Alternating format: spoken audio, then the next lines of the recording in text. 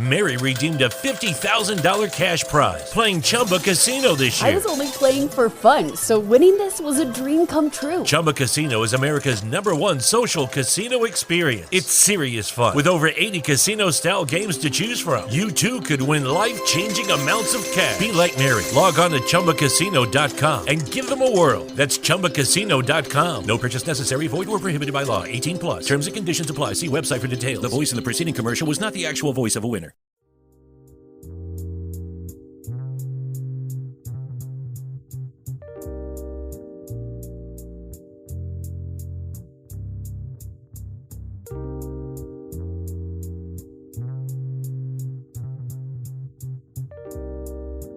Hello, and welcome to the Proactive Caregiving Podcast.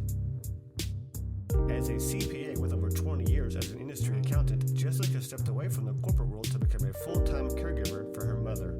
Having learned invaluable lessons along the way, she is now here to share those with you and to invite you to join her on this caregiver's journey. Here is your host, Jessica Canning.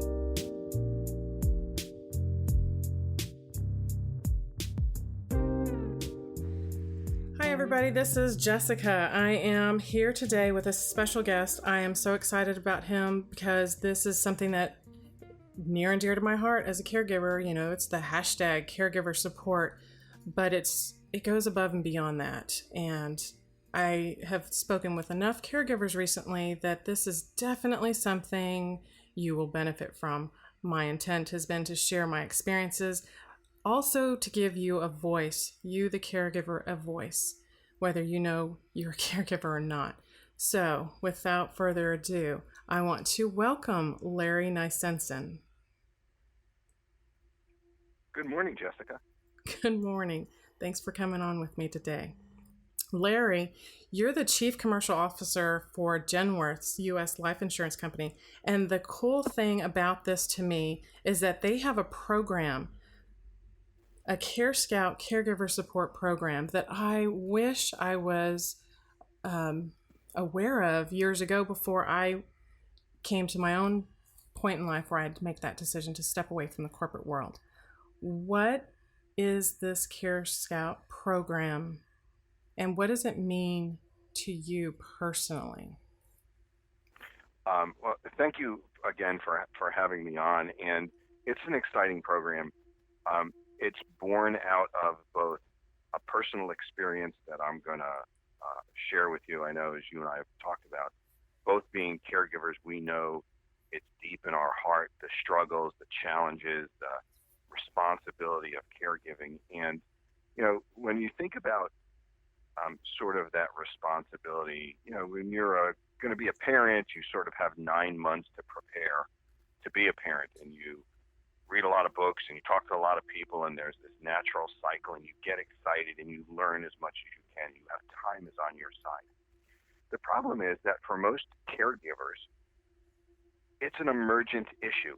They're sailing along in their life and they receive the phone call, right? The phone call that says something has happened to your mother, your father, your loved one, an aunt, an uncle, and your world has just gone in a completely different direction. You're not prepared for it.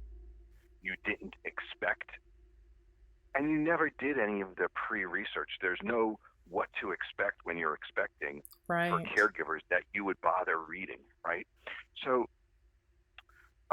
the CareScout company, which has been around for well over 20 years, has been in the caregiving business, in the information business, since their inception. Genworth bought them around 10 years ago, and we bought them because we're a long-term care company. We sell long-term care insurance. They help. Our mission is to help the financing of aging, let people age on their terms. And CareScout aligned with our mission. And so we bought them and we introduced the service we're going to describe to our policyholders. And we sort of sat back and watched to see, did it work? Was it interesting? Did it help relieve the stress? And then about a year ago, we said, we're really comfortable that we are the experts in helping caregivers figure out how to navigate and provide the best care for their loved ones.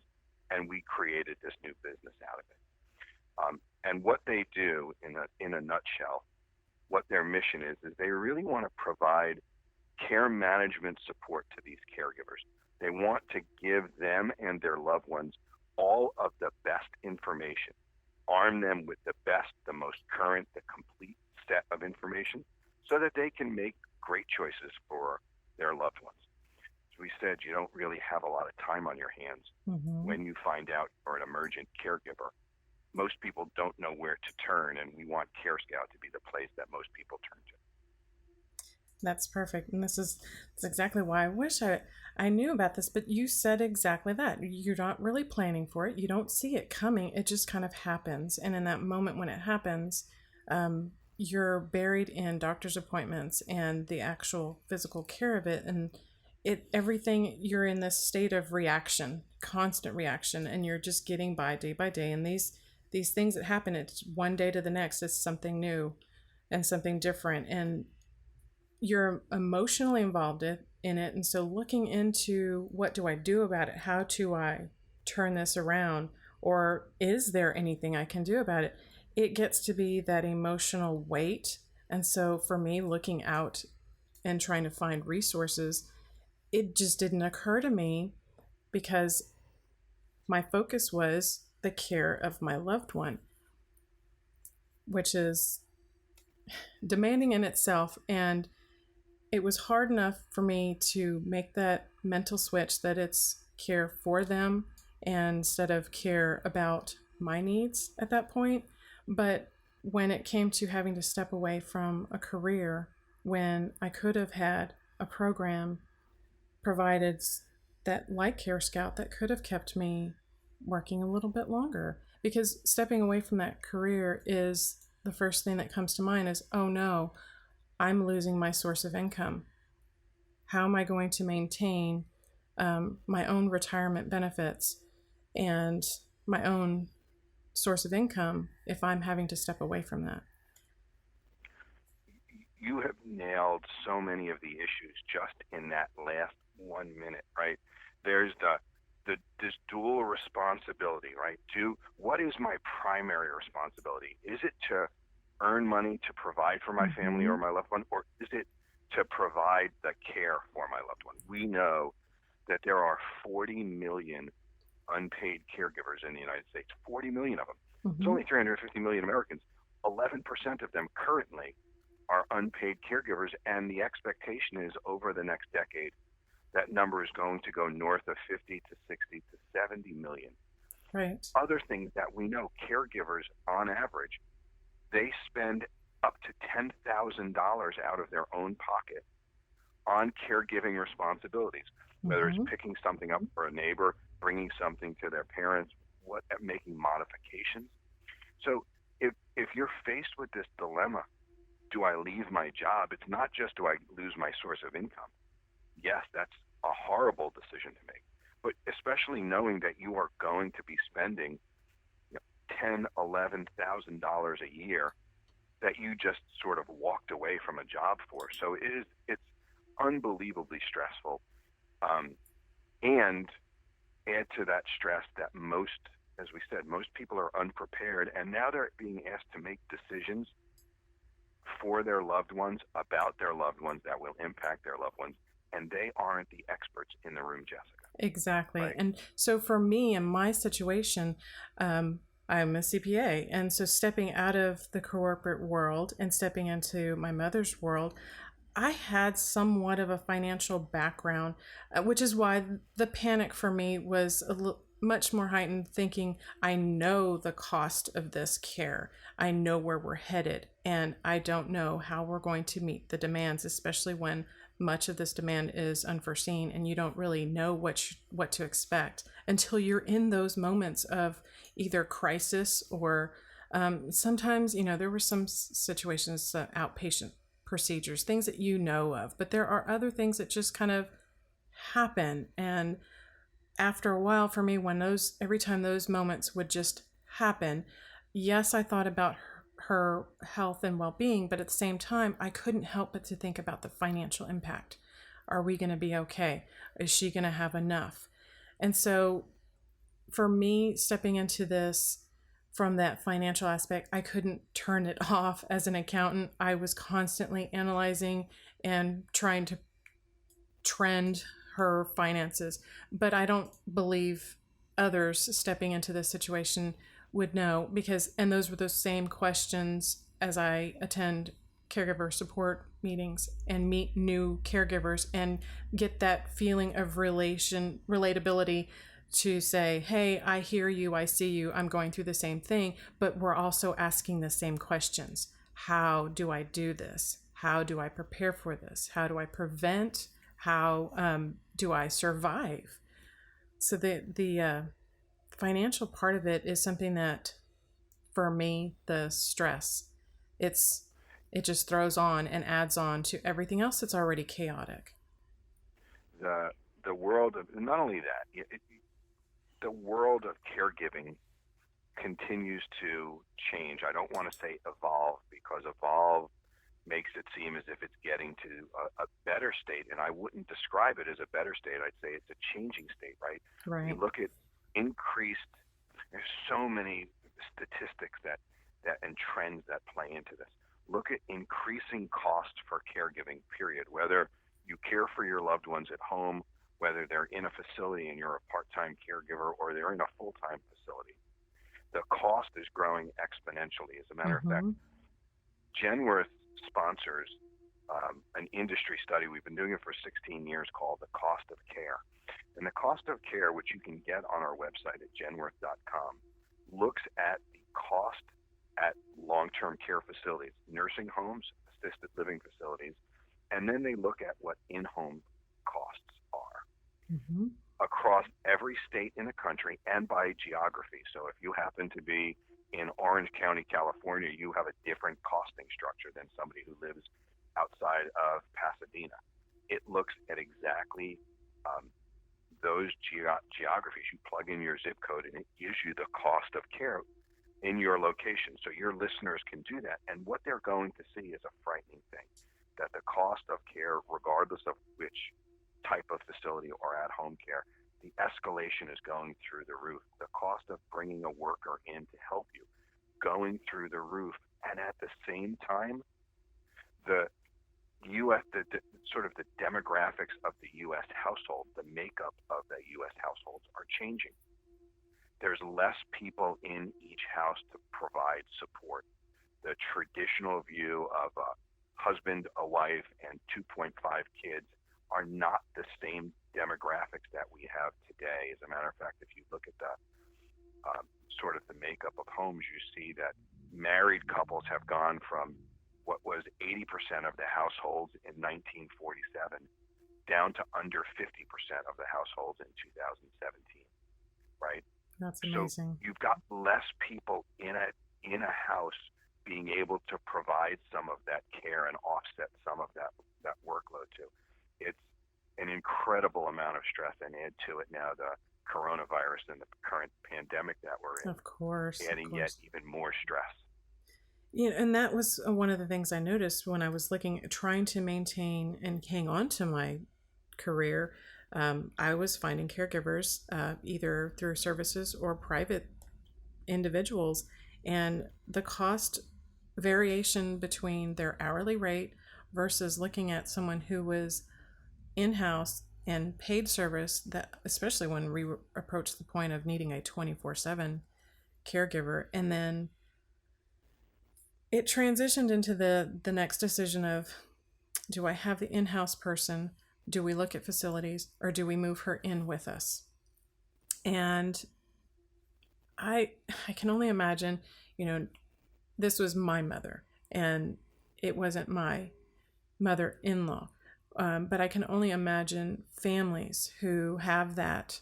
They may have dynamics that are just not conducive to living together. And so the options and weighing out the options and the differences, for me, it ended up being less expensive. Looking at it for my mother's perspective, it was less expensive for her to be in a facility than it was to have in-house caregivers on a 24/7 basis, in addition to maintaining her household and all the other items that are there. And so and what was hard for me is that at some point in time, I tried to make the promise and promise her that I would keep her in her home as long as possible. And then later that guilt set in because I had to break that promise because I couldn't provide the care for her. I mean, I'm an accountant, I'm not a nurse. I couldn't keep 24/7 care in there that wasn't going to cost more than her monthly income. And because we waited, and I think a lot of people end up doing this because we waited so long. Coming from the background, as a side note, my mother being the teacher, and she did learn and teach me the value of money and savings. And so she did have some savings, but not nearly enough when you approach the cost of aging, especially abnormal aging. And so the long-term care policies that she could have purchased in previous years, she didn't because, oh, I don't need that. I don't need that. It's too soon. I can get that later. Well, now that we are hindsight in this situation that we're in, she could no longer qualify for long-term care because we didn't take advantage of the time to do it in advance and do it early on. And now we have situations where, thank God, she had retirement benefits and she has insurance and that Medicare covers what it does. But that was the plan A. And they only carry so much. You still have to come up with a plan B for the differences because 1 year alone for her without insurance, 1 year she had a defibrillator, they call it regen or updated replacement. And within that same year, she also had to have her gallbladder removed. And looking at all the insurance forms and information we received after that, that 1 year alone, insurance was billed over $288,000. Amazing. And so seeing that 1 year to the next, it's like, how do I go from here? How do I keep us from going under? It's a conundrum for sure. And you've touched on something that's also one of the biggest misconceptions that's out there about long-term care insurance, right? To your point, had your mother had a long-term care insurance policy in place, it would have picked up a substantial part, maybe not all, it depends on what she would have purchased, right? Mm-hmm. But it would have been a tremendous offset to those expenses. And there are really a bunch of misconceptions around the coverage of long-term care needs, right? The first is that my health care is going to pay for my health care covered. And as you well know, it does as it relates to the health care cost. Exactly. It doesn't pay for things like modifications to your home, if you need a ramp, if you need somebody to come in and put grab bars up, if you need non-medical help, not picked up, but that's covered in long-term care insurance. But health insurance not. Most people say, well, Medicaid is going to pay or Medicare will pay. Mm-hmm. Yes, but you've got to spend through everything that your loved one has worked their entire life for. You don't have to spend it all, but you have to spend the vast majority, as I'm sure, Jessica, you know chapter and verse on. There's this idea where people say, well, I'm not going to need long-term care insurance. Well, we know that 70% of those that are age 65 and older, 70% of them are going to have a long-term care event and need help, whether in the home or in a facility. So yes, you could play the odds and say, I think I'm going to be in one of the, 3 of those 10, but it's likely that your listeners are going to need long-term care insurance.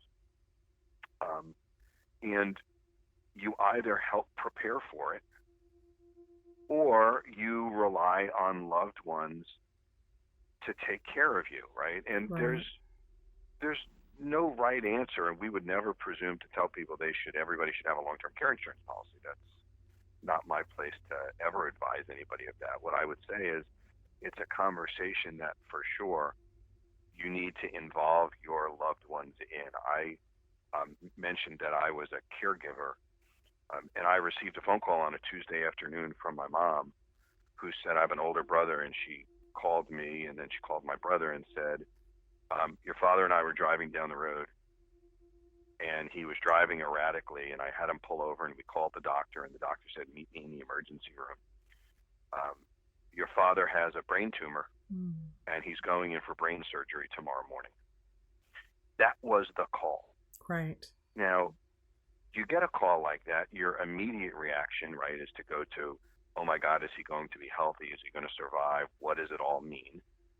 And then you have to go to, you must go to the what or how could we possibly cover this? What does it mean? What do we do? How do we pay? Where do we go? Fortunately, my father had a long-term care policy. Mm-hmm. He had long-term care insurance. We didn't have a financial concern that I was worried about.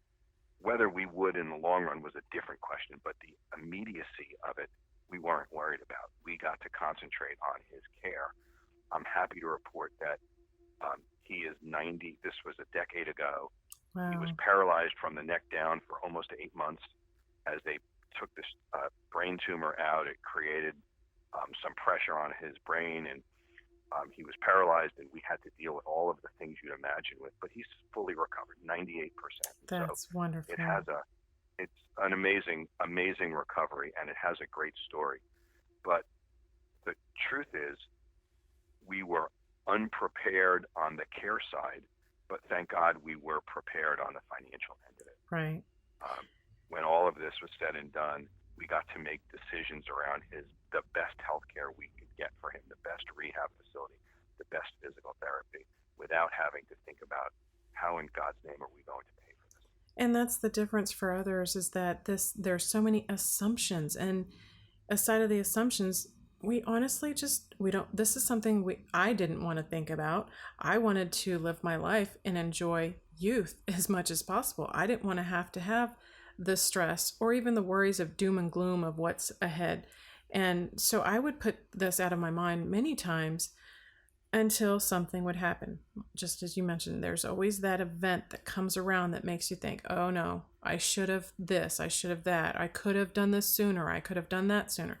And those are those moments that it's too late. And so being in that reactive state, I was in it enough with my mother that I finally said, that's enough. We have to do this in a proactive way going forward. And now we have to pay attention to the things that we were either dismissing or break the assumptions that this is not going to happen to us because this wasn't in our history, our biological history. So we don't have to worry about this because it's not an issue, but that's not the case. And caregiving is definitely something that we don't plan on it. I mean, I planned on becoming a parent, planned on getting married and having kids and becoming a parent, but I didn't plan on becoming a caregiver in the sense that the differences between caring for my child as opposed to caring for my parent. It's just, we need to go about breaking the assumptions. And like you said, you can't tell people you have to have a long-term policy or you have to do this. But at some point in time, life starts to shift and make a difference to where these assumptions can no longer be avoided. We really have to face the facts. We need to approach this in a better mindset so that when things happen, we're not in this panic mode. We're not in this, for lack of a better phrase, oh crap, now what? Yeah, I've been there just enough. You're spot on. And I will say again, in this changing world that we're living in, it's becoming, there's a hyper awareness now, even on the employer front. So most caregivers that I meet, that I speak to, and I do a fair amount of public speaking on around caregiving and the financing of aging and what to do and how to help. Most people, when I ask, in an audience of 50, 60, 100 people, who here is a caregiver, very few hands go up. Mm-hmm. And then when I say, well, let me give you some examples of what I consider to be caregiving, right? And we start to talk about what some of those examples are, right? And I say, you're thinking, who's living with their parents full time? No, that's not what I'm talking about, right? I'm saying to you, who stops by and drops a meal off on weekends? Who goes and mows the lawn for the neighbor? Who stops by their great aunt's house just to make sure they're doing okay, or helps pay the bills? Or who does what we would describe as good neighborly things for their folks or for neighbors in the middle of this pandemic? Right. How many times do I see people shopping for their loved ones, right? I happen to, not so much anymore because things have calmed down a little bit here in New Jersey, but I had said to my parents and my mother-in-law, I don't want you going to the store. And my wife and I, we did all of the food shopping for our parents and my two aunts. That's the definition of caregiving. It isn't just what people think of as traditional caregiving. Right. It's that question. All of a sudden, 30, 40, 50% of the room raised their hand, and that's a much more realistic.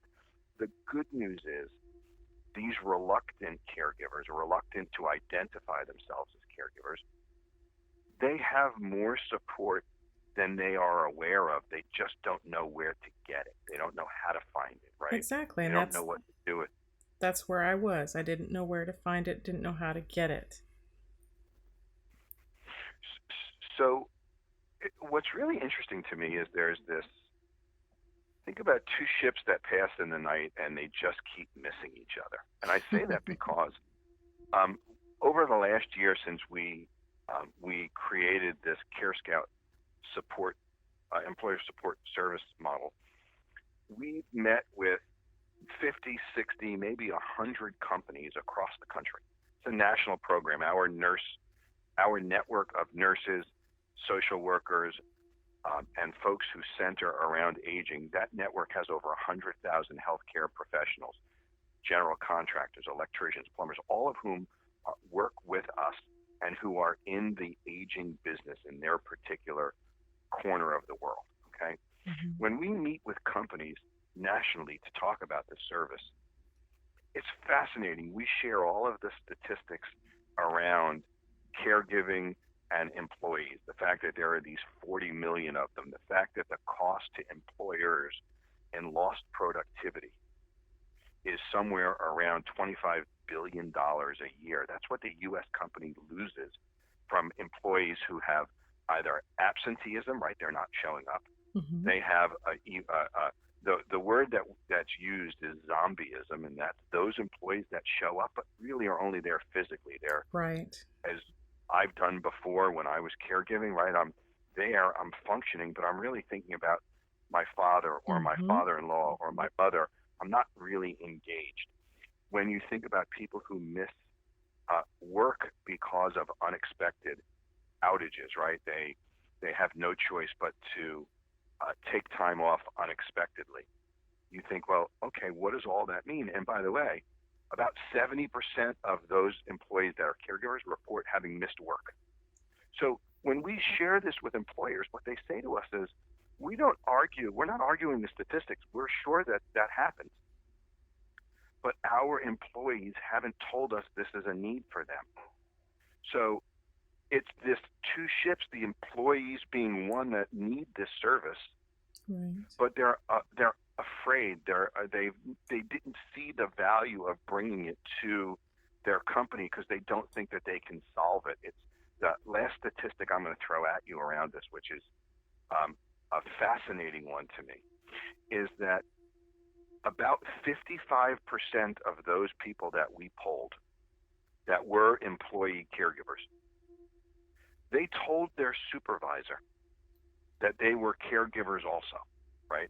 They said, they shared with them that they were caregivers, and the employers didn't have anything to offer. So employees said, well, why am I going to bother telling anybody? They're not going to be able to help me. And the employee fear that an employer will think they're not committed to the job, that they're going to be uninterested, that they're a clock watcher. All of these things sort of create this missed opportunity of employers that want to help their employees engage in their caregiving, yet they're unaware that employees are actually doing the caregiving, and therefore when they're getting benefits and bringing companies in to help them, they say, well, we don't really have any caregivers here, so no need to have this type of a service. So we've got to do a better job of creating awareness and understanding and getting those two constituents to talk more about what the need is in the workplace and how employers can help. Absolutely. I was definitely one of those ships passing in the night. At the last corporate company I finally stepped away from, for me, I was exactly like you said. I was physically at the job, but I wasn't mentally or emotionally there because I was always worried about what needs my mother may have that I wasn't there to fulfill, or knowing an upcoming doctor's appointment was scheduled and how much time could I step away from a job and still get my job done without having to have excessive hours. I'm not going to go during the day to be with her at the doctor's office, so then I can go home and work into the evening and late evening just to catch up. And so for me, the last and final corporate company, I finally had enough of it, because even though I made it known to them that I had caregiving responsibilities, they almost kind of treated it like it was a choice. I was choosing to caregive over the job. And so I didn't make it a point to make my situation more clear or known to them, because I actually had that fear of being let go and replaced with someone else that could do the job. And that fear was, we had, in that situation, we had summer interns that would come in, college interns, and trying to share that knowledge and expand and have more of that workforce coming in that had the expanded knowledge prior to, like, graduation, for example. And so once the end of the summer came around and these interns would return back to their college routines, some of that work would come right back on my plate on top of my full-time schedule.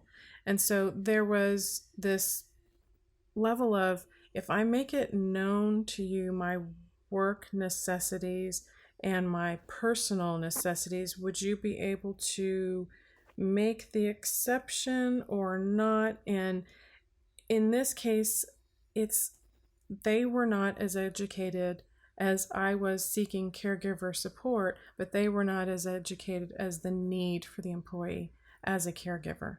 And so had that been resolved where they were able to provide a service that would help me stay at the job and not be stressed or not be mentally checked out in the job getting done, not making errors so the job takes twice as long to be done, I probably would have stayed in the corporate world a little bit longer and definitely would have been more at ease and have more peace of mind knowing my mother was getting her needs, and it wasn't the struggle of, well, if I don't do it, then it's not going to get done.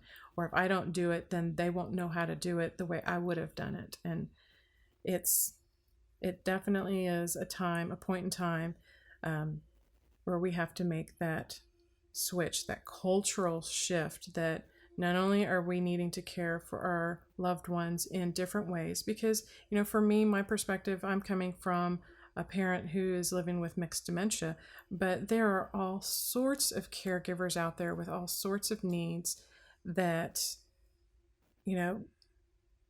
without knowing the differences and without knowing the available programs, we're going to keep passing each other in the hallways and passing each other in the conference rooms, and everybody's going to stay quiet about it, and it's just not going to get any different or any better soon.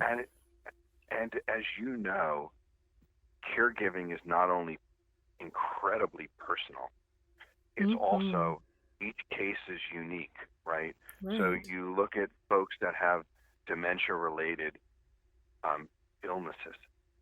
Those manifest and take such different forms. Yes, you could say this group has Alzheimer's. That might be true. You might bucket people by that. But they're going through it differently. Their reactions are differently. Their loved ones' reactions are differently. And so many caregivers feel unbelievably isolated, and so they don't want to burden people at work with it. They don't want to burden their loved ones with it. They feel like they're the only ones that are kind of going through this situation. The great news with this CareScout service that we've introduced is that so it comes in three different ways. I'm going to really just describe the three of them quickly for your listeners and for you, so you know we've talked about it. But what is the thing that we keep talking about, right? Right. So we have three avenues that you get to utilize our service. The first is that we have a website called Elder Answers. It's got 50,000 pages of documents in it. It's an indexed library of information, right? And so you get 24/7 access to that, and you look at it and say, okay, I've got to do something as simple. It's not simple, but the idea is simple to say, I've got to talk to my parents about taking their keys away. An unbelievably difficult conversation to have with your loved ones. Oh, yes. Right? It's the feeling of freedom, the feeling of being further isolated for your loved ones. How do you have that conversation? How do you start it? What does it look like? We have a piece in there that talks through conversation starters and ways to overcome the objections. We've got this sort of library of documents. And that's really good for people who want general knowledge. But the acuteness of, I get the emergent call that says, oh my God, what do I do? The library isn't going to help you make those Right. decisions. What you do then, what's really the most powerful thing, is that we have an 800 number that we make available to the employees of companies that bring this service on. And they pick up a phone, they call an 800 number, and they get one of our clinicians. Every phone call is answered by a licensed social worker, a registered nurse, or another professional designated clinician. You explain to them exactly what's going on, whether it's my case, I needed to find a rehab facility for my father. He was, his medical care immediacy was the immediacy of it was taken care of, but I needed to find a facility that would work with him. You tell them exactly what's going on, whether you have insurance coverage, whether you don't, what the geography is, what some of your parameters are that you care about. And because this is what they do for a living, they know exactly the questions and advice to give you along this, what we call the intake form. Mm-hmm. They then spend, on average, about 9 or 10 hours doing research on your specific needs. This is customized research where they say, okay, this is what Jessica told me, this is what her mom needs, this is where her mom is. And we go to work. We find the facility if it's a facility. Let's say it's not. Let's say you need to bring in a home health care worker and you need 10 hours a week. We go ahead and we do all of the sourcing. We do the negotiating of price because we've been doing this for so long. We know what things should cost, and we have negotiated rates, and we can really bargain with some of the care companies and the durable medical equipment companies, et cetera, and get the best and most preferential pricing. We do all of this work for you. We then call you back and say, Jessica, here's the deal. We're going to send you out this report that's going to delineate everything for you, but take a deep breath. We've strung together the network of solutions for you. Here's what's available, by the way, because your mom was a teacher, and I'm making it up. Let's say she was a teacher in Houston, Texas. She has these resources available. Let's say your loved one was in the military. We do the research to see what the military benefits are that are available. What does the state and local government provide in terms of free services for their residents? We package all of this up. We string it together for you. We get on the phone and walk you through all of what we found and how we can help you. And then we give you unlimited access to the same care coordinator. So when you call back, you don't have to explain your story again. You get the same person. It's a team of two. So you have a primary and a backup, right? That's and then fabulous. They literally, what I hear from some of the employees that use the service is the amount of stress, the amount of relief that they then get to spend their time with their loved one, not figuring out how to care for their loved one. We already do that for them. And so that's really the most used service. And then the final service that we offer in sort of a pre-COVID and a post-COVID world. We're not doing this right now, and you'll understand why in a second. But there are many times that we get calls from clients who say, I don't know how to describe what's going on with my mom or my dad or my loved one. They look, they're off, right? Yeah. I don't know how to describe it. And so sometimes we'll jump on the phone with the loved one and we'll try and diagnose it there. And sometimes that works, but most often what we have to do is we have to put physical eyes on your loved one. So we will send out a registered nurse or a social worker or another clinician into your loved one's home, assisted living facility, nursing home, wherever she or he is. And they'll do an entire interview with them. It lasts between an hour and 2 hours. They'll go and they'll try and figure out exactly what's going on. And the moment they leave, they write up again another customized report and they say, Jessica, you told us you thought your mom was slowing down. The great news is she's not any slower than another person of her age. However, while we were there, we noticed that there are 2 tripping hazards. You've got a rug that needs to really be removed, right? Or we noticed that her gait is a little bit off. It might be time for her to use a cane or to progress from a cane to a walker or something else. Because this is what we do for a living, we observe things that most new caregivers wouldn't notice. That's perfect. It's incredible. And so what I was saying is, in the world we're in today, most people don't want somebody in with their loved ones. And so we're doing some of this through telemedicine, right, where we're doing Zoom calls, but it's not quite as effective as when we can put physical eyes on a loved one.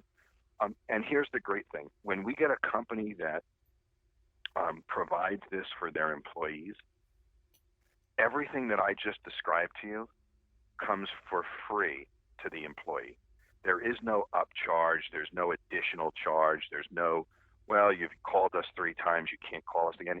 It's entirely for free for the employees. So that's why it's so incredibly important that employees make their employers aware of this.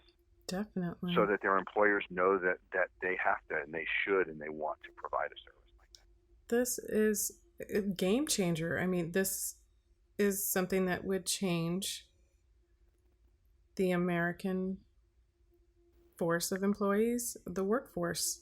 It's because everything that you described is what I struggled with on my own, trying to figure things out and not being able to know one thing to the next. I was trying to research online, go through the internet to find as much information as possible. But when I couldn't figure things out, or it was a little misleading or confusing, it just didn't make sense to me, we were going to every single doctor that I could think of to find some answer or find differences. And it was very time consuming. And so trying to balance going to the different doctor's offices and work. And even after I was no longer working and I was caring for her on a part-time and then eventually full-time basis, even then I was still stuck without a good amount of information and knowing specifically where to go or having, and when I would find that 1 or 2 nurses here and there that would give me a lot of information, I would hang on to that person and apologize over and over again. Sorry for another call. Sorry to keep bothering you. Sorry. Because once I found someone who could give me the information I needed and could assess my mother in a quick enough time that I wouldn't be spending hours and days and emotionally stressing over it in the meantime, that's valuable time that I could have sat with her and just enjoyed time with her, or even figured other ways of spending time with her outside of the home. But this definitely, just hearing that, the description of the services provided makes me feel relaxed and at peace of mind knowing that's out there. So at that point in time, someday when I return to the workforce, or however things turn out, I'm more likely to look at an employer that has this kind of a benefit that doesn't. Because if it's not one parent, it may be a spouse or it may be a child. At this point, I don't know. And I know now to look at it more of in a proactive way, to anticipate. It does change the dynamics. I'll tell you one more quick personal story. And We lost my father-in-law a few years ago, I'm sorry. and he was, first of all, he was about the nicest man I had ever met in my entire life. He lived a full, long life, and at the end, he went rather quickly. And we were fortunate that we had planned enough. So that last bit of time that my wife and her sisters and my mother-in-law had with their father, right, and me and my children with, my father-in-law and their grandfather, was not time spent worrying about how to give him the best care. We had made the arrangements. We knew what we were doing. We had a place that we could go that took care of all of this. So we got to really enjoy what little time we had left with him. And I think about for those that are scrambling and struggling and trying to figure out what the best care I can provide for my loved one, what they're missing is the richness of that time. Definitely. To be able to spend with their loved one, enjoying whatever the time is that they have left. And that's sort of the other, I often am accused of sounding like I'm a missionary on this great quest to bring caregiving. And I say to people that only because I've been through it, Right. and I've seen the good and I've heard the bad, that I want people to understand there is a better way, but that better way requires that employees that want their employers to potentially help, they've got to be willing, the employee has to be willing to put his hand up. And I get lots of questions from time to time of what's the right strategy? How does an employee start this conversation with their employer, right? How do I know I'm not going to get fired? How do I know, that I'm going to be taken seriously, that I'm not going to be thought of negatively? Right. And there are some really basic strategies, and it's not a difficult thing, but it does require what I would describe as a little bit of trust and courage, right? We know that caregivers are courageous by nature. They go into a situation that is unknown, that is emotional about their loved one, and they embrace it, sometimes reluctantly, sometimes unexpectedly, but they certainly don't shy away from embracing it. So we know that employees and caregivers have courage. They just have to have courage in the following way, right? They have to go to their boss and be realistic. They have to say, here's my current situation. Don't oversell it. Don't over dramatize it, but be realistic in what they can do and what they can't do, right? If part of a job requires you to travel 2 weeks a month and you're a full-time caregiver, you have to be fair to your employer and say, I can't do that. How can we accommodate it else, in a different way? You have to ask for help. You have to be willing to say to your friends, your loved ones, your coworkers, whomever, I need help with this. And Jessica, I'm gonna ask you the question, and I'm gonna sort of load it a little bit by saying, I never knew how much help was available until I asked, and the amount of outpouring of support and help was amazing. I hope that was your experience too. And it's funny that you say that, because I was already thinking it, is that asking for help sometimes is the hardest thing to do. A spouse may not be the one to step forward to ask for help because they took vows, sickness and health. So they feel the obligation, the responsibility, this is my spouse, I'm going to take care of him. But when it comes to the parent and or a child, a special needs child, it's something that you're going to drown in your own, and I say you, me personally, I was drowning in my own worries and stress because I wasn't asking for help. And in some cases, I didn't know the question to ask. And so even when I finally came to the point of understanding which question to ask and who to ask, and I mean, it could be something as simple as, I'm not going to go to my mother's gastroenterologist and ask her about her cardiology questions, or vice versa, or go to the neurologist and point out issues that she may be having, that her eyes need to be checked or something. You know what I mean? It's just not knowing what question to ask and who to go to ask that question.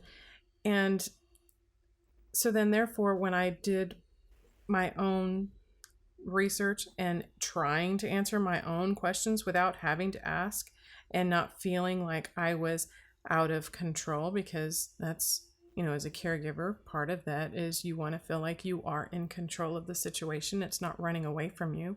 And so whenever I did ask those questions, I would get the right answers and I would feel at peace and I would know everything is going to be fine. But whenever I didn't ask the questions and I tried to figure things out on my own, then whenever I did make a decision, the guilt, just nagging guilt. Did I make the right choice? Could I have done this instead of that? Should I have done this instead of that? Did I do it too soon? Should I have waited? Those are the things that sometimes, quite honestly, keep me from sleeping at night. And until those questions are answered and you feel a certain amount of peace around them, it's hard to quiet the mind to focus on work. And even as I do things at home, whether I'm writing or working with other clients, that moment of focus is so important to get things done and move on to the next project. But even now, I find myself, I don't know what to ask. I don't know who to ask. I don't know if I should ask this. Because even though I grew up with the mother as a teacher who would drill it into you, there is no such thing as a stupid question. The only stupid question is the one that's not asked. I knew that, but I still struggled with coming forward and asking. It's amazing that asking for help, you're exactly right, is such a hard thing for people to do, especially even more so at work. What we know about caregivers in general, right, is that they are incredibly dedicated. They're in most cases they're hold important jobs or important in the sense of their companies rely on them, and so to ask for help and when you're perceived as an expert in something else is really difficult. But they have to have the trust to do that. And here's 3 other quick strategies that I would share with you. First is, in addition to being realistic and asking for help, do your homework. Know what your employer offers. Do they have some sort of policy around caregiving? Do they allow, obviously they have to allow that family leave, right, that's required, but do they have something in addition to that? If they do, how do they think about accrued time and vacation time and carryover time? So do your homework. Leave your emotions at the door. When you set up the meeting to talk through your needs, this has to be an unemotional conversation. And it's hard because there's nothing more emotional than our family's well-being. But when you're asking a company to make a decision, you have to recognize that the decision is almost never a singular, I want to help Jessica. It's around, I want to help Jessica and all of the other folks who are going through something similar. So to the extent you can separate your particular emotional tie to the issue and present what I would call just a business case for why they need to provide caregiving services or help caregivers out, it's more likely that you'll have a productive meeting and you'll start the ball rolling. And then the final thing that I would offer as a strategy for people who want to put their hand up and have this conversation is have an expected and suggested solution, right? Be prepared for when an employer says to you, what can I do to help? Right. Don't put it back on the employer to figure it out. Don't say, I don't know, let me think about it. Go in with what your ask is. As most salespeople would tell you, you should always be willing to ask for the order.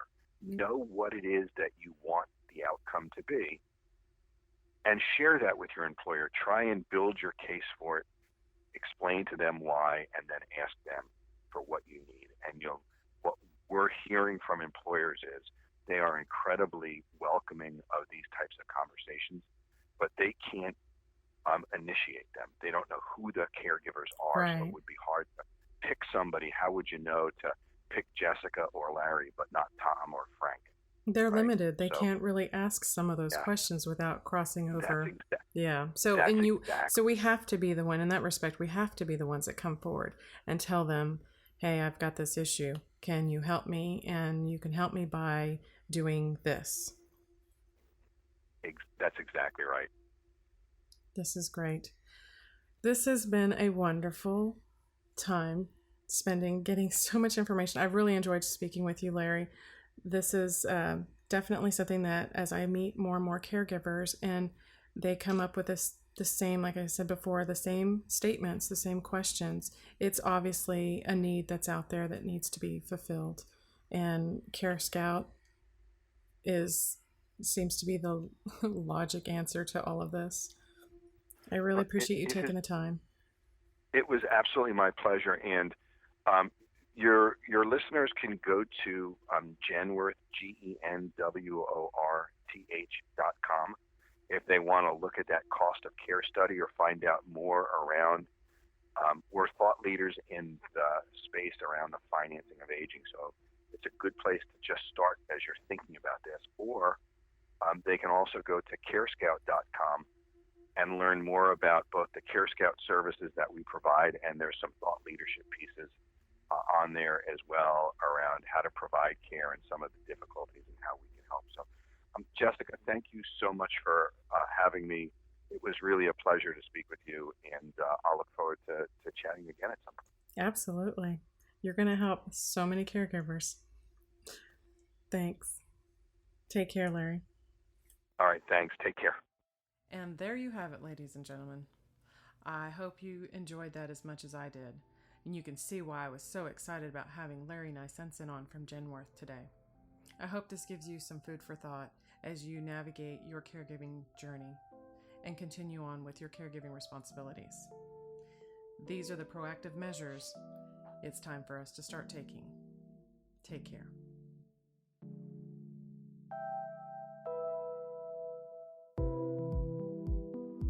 Thank you for joining us today. We really hope you've enjoyed this episode.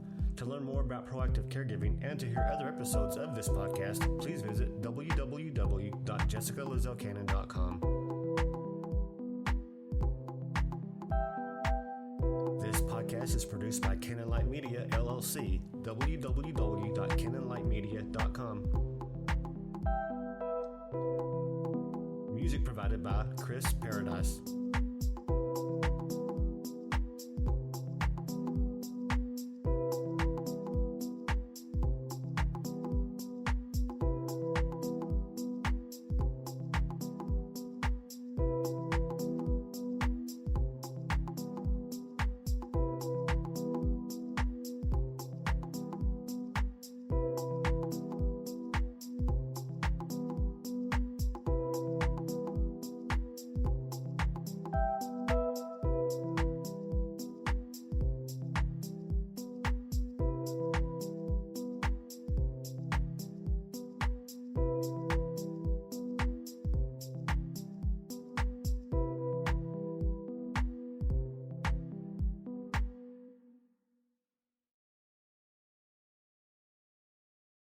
Lucky Land Casino, asking people, what's the weirdest place you've gotten lucky? Lucky? In line at the deli, I guess? Aha, in my dentist's office.